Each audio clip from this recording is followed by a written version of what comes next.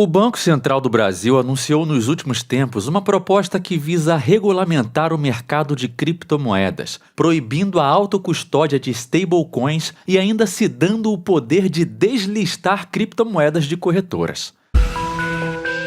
Este é o Visão Libertária, sua fonte de informações descentralizadas e distribuídas. Ajude a propagar as ideias de liberdade. Deixe o seu like e compartilhe com seus amigos. Um artigo seu pode virar vídeo aqui também, sabia? Esse artigo foi sugerido e escrito por Kalashnikov, revisado e narrado por Leafar.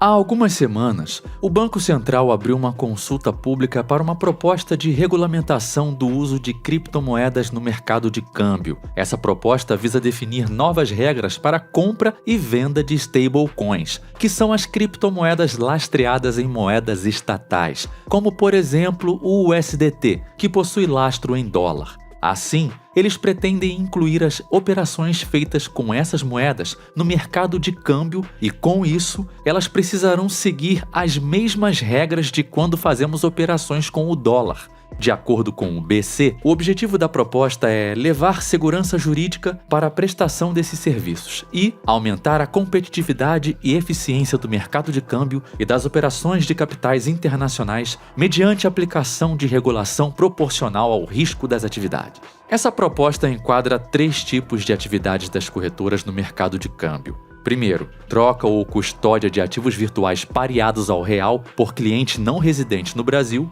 Segundo, operações com ativos virtuais pareados em moedas estrangeiras, incluindo o dólar. E terceiro, pagamentos e transferências internacionais com transferência de ativos virtuais. O objetivo deles é equiparar as stablecoins a moedas como o dólar. O que acontece hoje é que esse tipo de criptomoeda não paga impostos como é feito no mercado de câmbio, onde o IOF é cobrado na hora de comprar outras moedas. Ou seja, a extorsão governamental tornará o uso prático muito mais caro. Mas como se já não bastasse isso, o Banco Central pretende ainda proibir a autocustódia desse tipo de criptomoeda. Segundo o artigo 76N, abre aspas, é vedado à prestadora de serviços de ativos virtuais efetuar transmissão de ativo virtual denominado em moeda estrangeira para carteira autocustodiada. Fecha aspas. Além disso, eles também pretendem proibir que enviemos stablecoins para fora do país,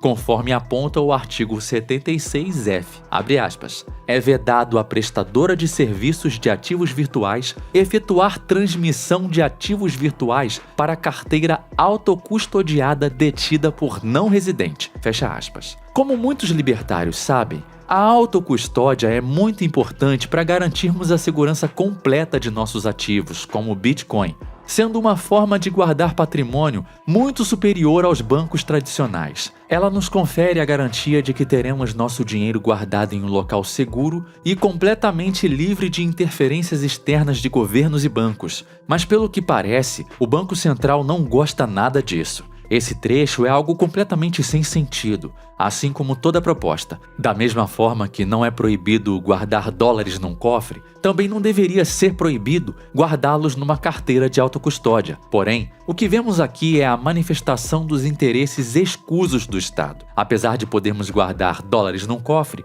a coisa é completamente diferente se tratando de carteiras autocustodiadas. Nelas, o governo não pode ter nenhum controle do nosso dinheiro. Mesmo que eles queiram, é impossível que obtenham acesso, como seria caso guardássemos o ativo físico. Outra norma que pretendem implementar é que as empresas que operarem com stablecoins obtenham uma licença de operadores de câmbio. Além disso, querem impor um limite de transferência de $100 mil, como aponta o texto. O Banco Central, nos últimos tempos, iniciou uma verdadeira cruzada contra as criptomoedas e a liberdade. Como não há nada ruim que não possa piorar, ainda temos outra proposta deles em trâmite, a PSAVS, que visa regulamentar ainda mais o serviço de ativos virtuais e conceder ainda mais poder ao BC como órgão regulatório. Segundo essa proposta, o Banco Central pretende banir criptomoedas e outros ativos digitais focados em privacidade, como por exemplo, a Monero e o Zcash. Essa medida pode ainda afetar os protocolos de privacidade como o CoinJin e a rede Lightning. Como aponta o item 3 do artigo 50, abre aspas, restrição de oferta de ativos virtuais que contenham tenham características de fragilidade, insegurança ou riscos que favoreçam fraudes ou crimes, a exemplo de ativos virtuais designados para favorecer práticas de lavagem de dinheiro e de financiamento do terrorismo por meio de facilitação de anonimato ou dificuldade de identificação do titular. Fecha aspas. Além dessas atividades serem completamente subjetivas, isso vai diretamente contra os princípios de liberdade. A ideia no papel pode parecer boa à primeira vista de um leigo, impedir práticas criminosas. Porém, junto disso, também vemos o poder do Estado sendo ampliado, da mesma forma que querem proibir o uso de criptos focadas em privacidade. Daqui a pouco, estarão proibindo o uso de VPN e da rede Tor, como vimos tentarem fazer em um passado recente em que um certo juiz careca quis proibir o uso de VPN em todo o Brasil. Mas para piorar ainda mais, o Banco Central quer ter o total controle de quais criptomoedas podem ou não estarem listadas nas corretoras, como aponta o artigo 52, abre aspas, o Banco Central do Brasil poderá determinar a deslistagem de ativos virtuais ofertados pelas intermediárias, conforme identifique a utilização do ativo virtual em situações incompatíveis com a regulamentação vigente. Fecha aspas. O que vemos aqui é mais uma vez a opressão estatal em sua mais pura forma. Uma entidade centralizadora está tentando restringir nossas liberdades através de mais e mais regulamentação incoerente e sem sentido. Com esses acontecimentos, isso nos leva a questionar qual o verdadeiro papel do Banco Central e por que ele existe. Segundo o próprio BC, em seu site, eles têm a seguinte missão: garantir a estabilidade do poder de compra da moeda, zelar por um sistema financeiro sólido, eficiente e competitivo e fomentar o bem-estar econômico da sociedade. Mas, na prática, vemos quais são suas verdadeiras intenções: agir em prol do governo como órgão centralizador de normas e regulamentações das entidades financeiras. Vemos que o BC tem fracassado em sua missão de preservar o poder de compra da moeda, uma vez que a moeda fiduciária está em um ciclo infinito de desvalorização e o real brasileiro já perdeu mais de 80% de seu valor em apenas 30 anos de existência. Além disso, ele também não tem conseguido fomentar o bem-estar econômico da sociedade, já que muitos sabem que o nosso país está muito longe do tal bem-estar econômico tão alardeado por eles. Assim, podemos afirmar o fracasso do Banco Central como instituição e também o fracasso da moeda estatal lastreada na confiança de políticos e sem limite de impressão. Isso fica ainda mais claro quando olhamos dados como a expansão da base monetária do Brasil e o preço do dólar. O dinheiro que temos hoje não compra nem de longe as mesmas coisas que comprávamos há 20 anos atrás. Com certeza, você conhece uma pessoa mais velha que já disse que antigamente fazíamos compra no mercado com bem menos dinheiro ou comprávamos terrenos por preços muito baratos, por exemplo. Como o BC detém o poder de regulamentação das entidades financeiras e também da moeda estatal, já era de se esperar essas atitudes vindas dele. No ato de eliminar a concorrência e garantir o monopólio estatal do dinheiro, o Banco Central agora se vê contra o mercado de criptos. Convidamos você a ler as propostas completas nos links da descrição e participar do debate que está disponível nos sites do governo. O que podemos fazer contra essas propostas é nos recusarmos a usar a moeda estatal, adotando outras formas de pagamentos em nossos comércios e expressar a nossa insatisfação com as novas medidas que o Banco Central pretende impor ao mercado de criptomoedas,